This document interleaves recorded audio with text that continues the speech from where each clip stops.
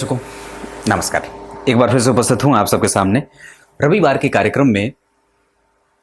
आज से अगले 6 दिन तक आपकी कुंडली में केतु कहां बैठे हैं यही जानेंगे और उनका प्रतिफल कैसा होने वाला है, इसी पे कार्यक्रम केंद्रित होगा। आप लोगों को, सभी लोगों को, जो भी मेरे कार्यक्रम में दर्शक देख रहे हैं या जो नहीं देखते हैं, प्रत्येक सनातनी को और सनातन के अतिरिक्त जितने भी लोग हैं, जितने भी धर्म के लोग हैं, उन सभी लोगों को दुर्गा पूजा की विशेष बधाई देता हूं, शुभकामनाएं देता हूं और मंगलमय हो ऐसी कामना करता हूं। शुरू करते हैं आज का कार्यक्रम। विशेषतया नवरात्रि में सात्विक भोजन का ही ग्रहण करने का प्रभाव हो रखना चाहिए। किसी भी तरीके से तामसिक भोजन से अपने आप को दूर रखें। अगले 9 दिन तक जब तक पूर्णाहुति नहीं हो जाती है तब तक किसी भी स्थिति में अपने आप को ब्रह्मचर्य व्रती बना करके रखना चाहिए। कोशिश करिए कि इस दौरान घर की सफाई पूर्णतया हो और घर को सुगंधों से भरा जाए। शुरू करते हैं आज का कार्यक्रम। कहीं नहीं जाना है, बिल्कुल बन के रहिएगा।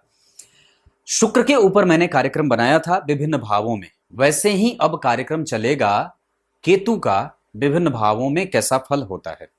आइए सबसे पहले मैं श्लोक पहले नंबर पे पढ़ देता हूं और केतु के पहले भाव में बैठे होने का फल क्या होता है। मैं आपको उदाहरण में एक बात कहूंगा जो आपको केतु के बारे में पूरे दृष्टांत को बताने के लिए काफी होगा।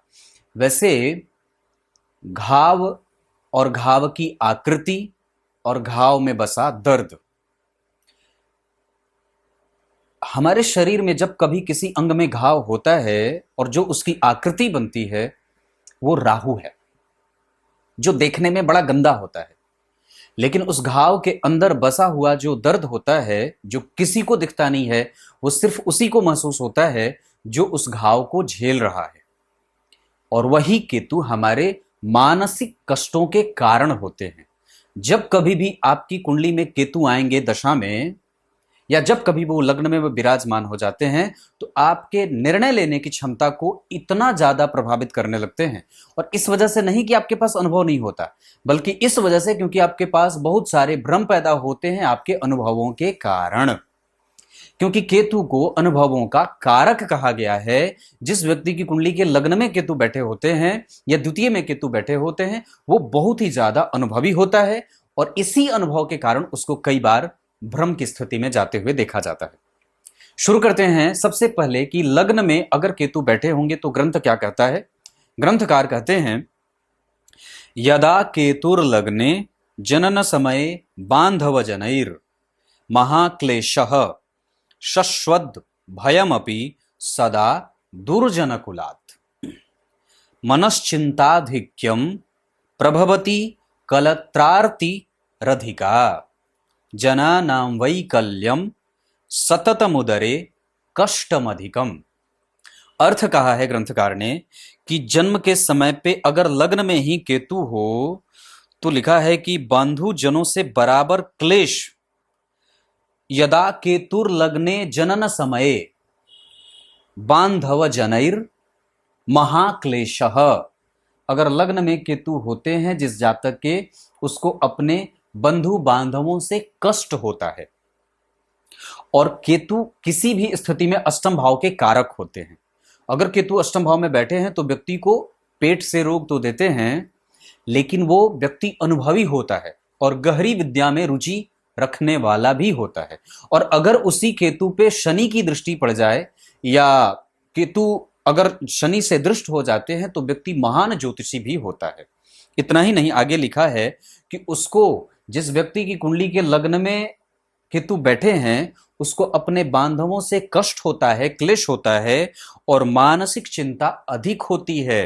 कहा लिखा है कि शश्वद्भयमपि सदा दुर्जनकुलात्। उसे अपने दुर्जनों, मतलब उसके जो बंधु हैं, उससे उसको भय प्राप्त होता है। मनश्चिंताधिक्यम, मन में सदैव चिंता की अधिकता रहती है। कलत्रार्तिरधिका, और कलत्र जो होता है उन लोगों से कलह का वातावरण भी बनता है और किसी भी तरीके से वो दुश्मन बनते रहते हैं। आगे लिखा है कि स्त्री को अधिक कष्ट होता है, क्योंकि यहां से बैठ करके केतु की दृष्टि 7वें भाव पे पड़ती है। यह 7वां भाव पत्नी का होता है। तो ये भाव की बात है भगवान, कि अगर लग्न की कुंडली में लग्न में ही किसी भी राशि में अगर केतु लग्न में बैठेंगे तो ऐसा प्रभाव देंगे कि उसको प्रेम कम मिलता है, क्योंकि पंचम भाव पे उनकी दृष्टि जाएगी और जन्म कुंडली के सप्तम भाव पे दृष्टि जाने के कारण पत्नी से कष्ट होता है। और आगे लिखा है कि विकलता और पेट में दर्द आदि कष्ट सहना पड़ता है। ये छठा भाव, सातवां भाव और आठवां भाव उदरस्थ होता है, उदर के क्षेत्र का भाव होता है, उदर का क्षेत्र कहा जाता है। इस वजह से यहां पे केतु जब लग्न में बैठ जाते हैं तो व्यक्ति को पेट से संबंधित समस्या भी देखने को मिलती है। ये अवस्था आपको धार्मिक बनाती है, आपको दानी बनाती है, क्योंकि भाग्य भाव पे उनकी दृष्टि भी पड़ती है। और ये अवस्था आपको अनुभवी बनाने के साथ साथ शास्त्र के अर्थों को समझने वाला भी बनाती है, शास्त्र के अर्थ को समझने वाला बनाती है। इतना ही नहीं, उसको कई बार ऑपरेशन आदि से भी गुजरना पड़ता है। अष्टम भाव पे दृष्टि पड़ने के कारण कई बार उसको पाइल्स आदि की समस्या होती है, अपच, एसिडिटी, कब्जियत वगैरह की समस्या होती है। और मन में भविष्य को लेकर के कई सारी चिंताएं भी व्याप्त होती हैं। क्लियर है? यह लग्न के केतु का प्रतिफल होता है। चाहे किसी भी राशि में लग्न में केतु बैठेंगे तो ऐसा या इससे प्रभावित होते हुए ही वो व्यक्ति को प्रभावित और देते हैं या करते हैं या प्रभावित करते हैं। अब बात करते हैं कि जन्म कुंडली के दूसरे भाव में जब केतु होंगे तो ग्रंथकार क्या कहते हैं कि उसका प्रतिफल किसी भी राशि के लिए कैसा होगा।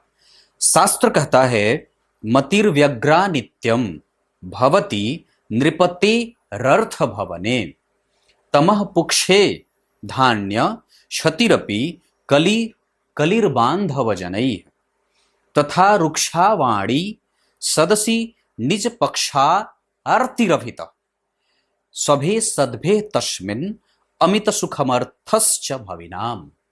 लिखा है ग्रंथकार ने कि यदि केतु धन भाव में हो तो उसकी बुद्धि सदैव व्यग्र रहती है। क्या लिखा है? मतिर्व्यग्रा नित्यम। मति जो है वो सदैव व्यग्र रहती है।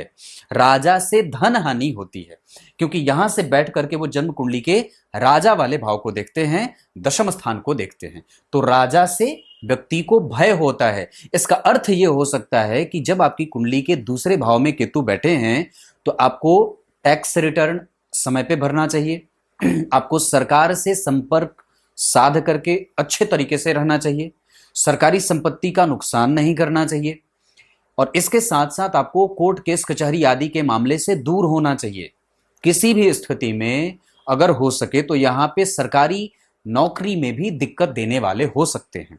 आगे लिखा है धन हानि होती है और बंधु बांधवों के साथ कलह होता है। ये द्वितीय भाव कलत्र का होता है, बंधु का होता है, सखा का होता है, कुटुंबजनों का होता है। और लिखा है कि सभा में रुक्ष वाणी बोलता है, उसकी वाणी कोपित करने वाली होती है, कष्ट देने वाली होती है।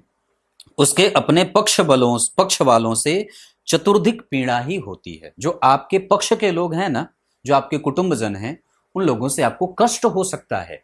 इसका अर्थ है कि जिस व्यक्ति की कुंडली के दूसरे भाव में केतु हों, उनको अपने कुटुंबजनों से बच के रहना चाहिए, उनके साथ संपर्क अच्छा रखना चाहिए, उनके साथ कभी भी अभिमानी नहीं बनना चाहिए, उनके साथ कभी भी झगड़े फसाद की स्थिति में नहीं जाना चाहिए। और द्वितीय भाव पैतृक संपत्ति का भी होता है, तो संभवतः यहां ये केतु बैठ करके संपत्ति से युक्त पीड़ाएं भी देने वाले हो जाते हैं, और कई बार पैतृक संपत्ति को लेकर के विवाद भी देने वाले होते हैं।